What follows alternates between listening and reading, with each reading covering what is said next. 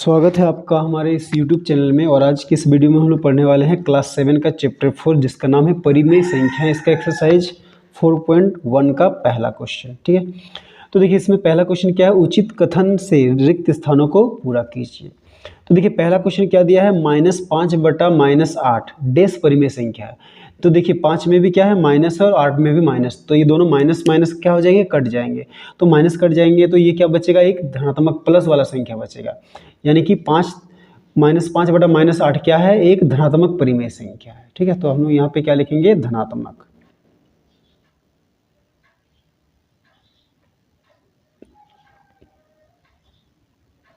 ठीक है, तो इसके बाद देखिए 2 नंबर क्या, संख्या रेखा में 0 के डैश और -1/2 अंकित होता है। तो देखिए संख्या रेखा में -1/2 जीरो की किधर कहाँ स्थित होता है। तो देखिए संख्या रेखा हम लोग जानते हैं 0 होता है उसके बाईं और माइनस वाला होता है और दाईं और क्या है प्लस वाला। तो ये क्या है, माइनस वाला अंक है, यानी कि संख्या रेखा में 0 के बाईं ओर, ठीक है, क्या होता है, -1/2 अंकित होगा। -1 का मानक रूप क्या है, 3 नंबर देखिए। तो देखिए मानक रूप मतलब छोटा रूप, ठीक है, मतलब कि वो किसी और से जब नहीं कटता है। ठीक है, तो -1 का मानक रूप क्या होता है, -1 ही होता है।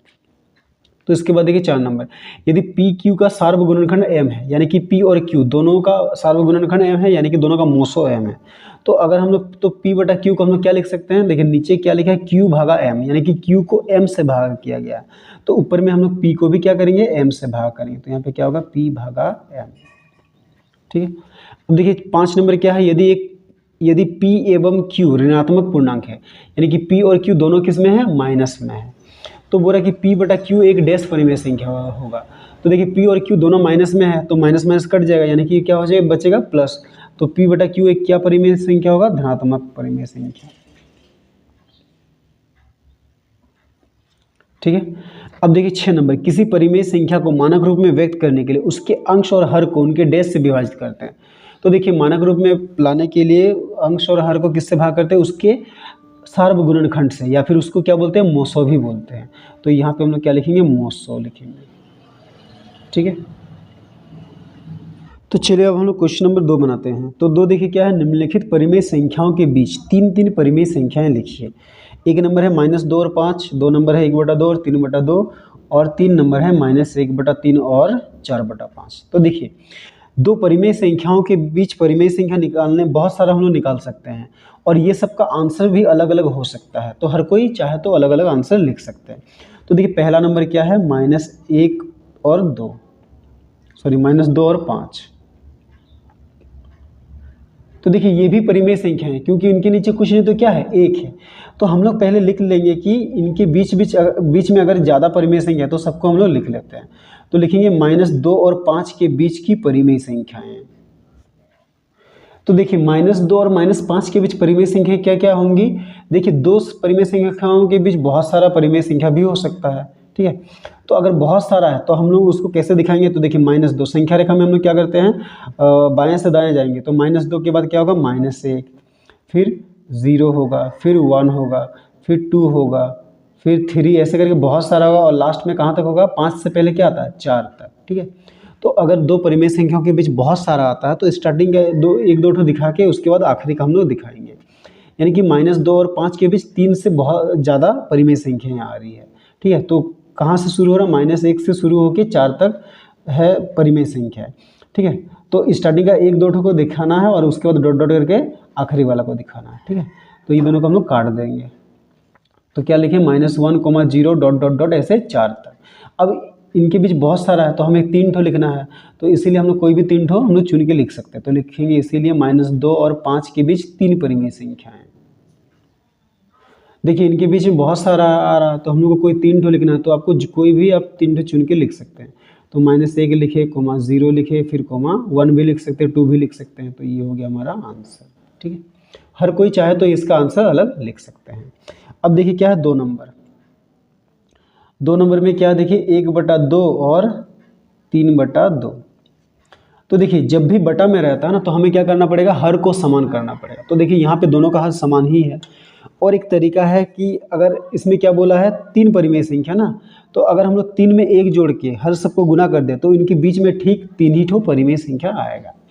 ठीक है। तो अब हम लोग देखिए दोनों का हर में समान ही है, तो इनके बीच 3 बोला है तो अब 3 में 1 जोड़िए तो कितना होगा 4।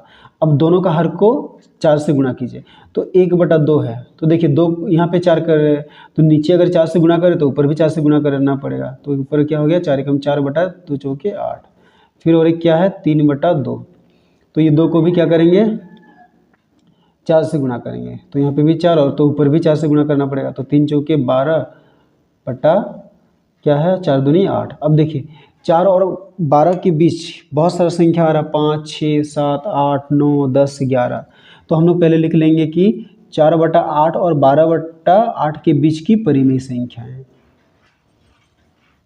तो देखिए 4/8 और 12/8 के बीच परिमेय संख्याएं क्या क्या आएंगे। 4 के बाद क्या होगा 5/8, फिर 6/8 डॉट डॉट करके ऐसे करके कहाँ तक जाना है। देखिए 12 है तो 12 से पहले क्या आएगा 11/8। तो बहुत सारा है, ठीक है।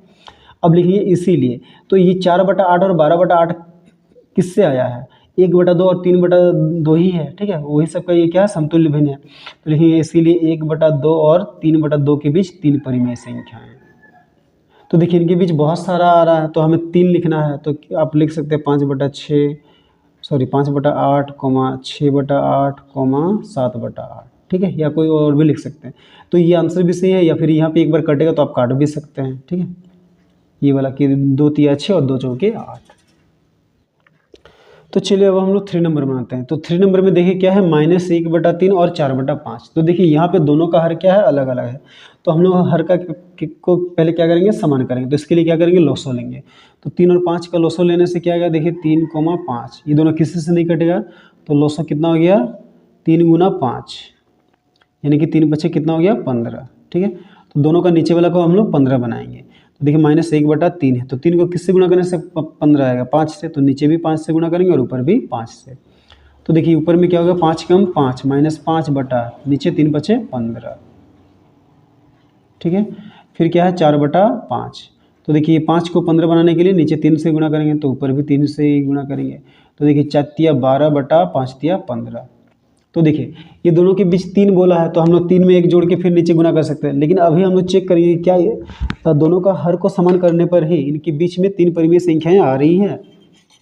तो देखिए माइनस क्या है 5/15 और 12/15 इनके बीच बहुत सारा परिमेय संख्या है। क्या क्या देखिए -5 के बाद क्या है -4/15 -3/15 ऐसे करके कहाँ तक 11/15।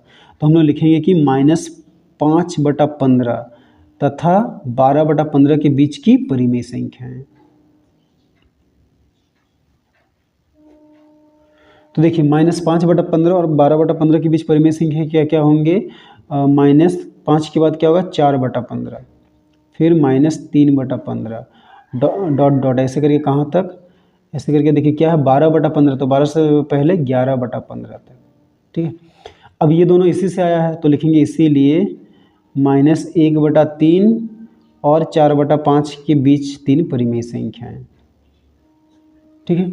तो इनके बीच बहुत सारा परिमेय संख्या है तो कोई भी हमें 3 लिख सकते हैं। तो जैसे -4/15 -3/15 और -2/15, ठीक है। आप प्लस वाला सब भी लिख सकते हैं। सभी आंसर क्या है सही है, ठीक है। तो चलिए अब हम लोग क्वेश्चन नंबर 3 बनाते हैं। तो 3 में देखिए क्या निम्नलिखित प्रत्येक के 3 समतुल्य परिमेय संख्याएं लिखिए। तो इसमें 4 क्वेश्चन है। तो देखिए इनका समतुल्य मतलब क्या होता है ऐसा परिमेय संख्या जिनको काटने से सबका मान एक ही आता है। तो देखिए समतुल्य परिमेय संख्या निकालने के लिए क्या करेंगे उसी संख्या को ऊपर नीचे सेम संख्या से हम लोग 3 बार गुणा करेंगे। तो देखिए एक नंबर में क्या है -3/5 तो लिखेंगे -3/5 के 3 समतुल्य परिमेय संख्याएं।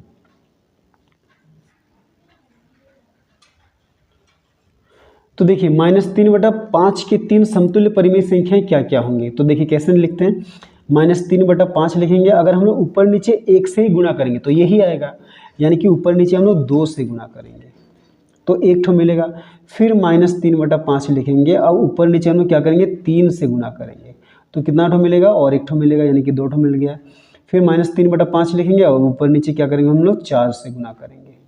तो देखिए 3 ठो चाहिए था तो इतना ही हो गया। अगर 5 ठो बोलता तो फिर 3/5 के ऊपर नीचे 5 से गुणा करते, फिर 3/5 के ऊपर नीचे 6 से गुणा करते।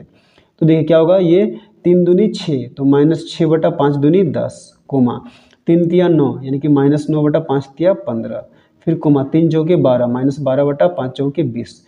तो ये हो गया हमारा आंसर। ठीक है। अब इसी तरह देखिए 2 नंबर, तो 2 नंबर में क्या है 1/4, तो लिखेंगे 1/4 के 3 समतुल्य परिमेय संख्याएं। तो देखिए 1/4 के 3 समतुल्य परिमेय संख्याएं भी कैसे निकालेंगे, पहले की तरह 1/4 लिखेंगे, ऊपर नीचे 2 से गुणा करेंगे तो एक ठो मिलेगा, फिर 1/4 लिखेंगे, ऊपर नीचे अब 3 से गुणा करेंगे तो और एक ठो परिमेय संख्या मिलेगा, फिर 1/4 लिखेंगे, अब ऊपर नीचे 4 से गुणा करेंगे तो तीसरा समतुल्य परिमेय संख्या मिलेगा।